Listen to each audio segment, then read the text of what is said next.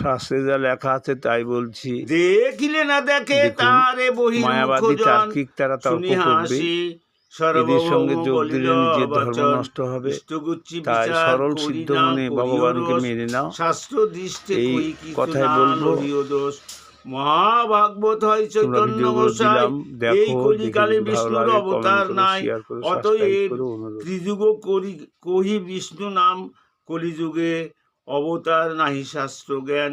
শুনিয়া আচার্য কহে দুঃখী হইয়া মনে, শাস্ত্রজ্ঞ হইয়া তুমি করো অভিমানে। ভাগবত ভারত দুই শাস্ত্রের প্রধান, সেই দুই গ্রন্থ বাক্যে নাহি অবদান। সেই দুই কহে কলিতে সাক্ষাৎ অবতার, তুমি কহ কলিতে নাই বিষ্ণুর প্রচার। হরি বল। ভাগবত ভারত শাস্ত্র প্রমাণ করছে কলিতে ভগবান আসবেন।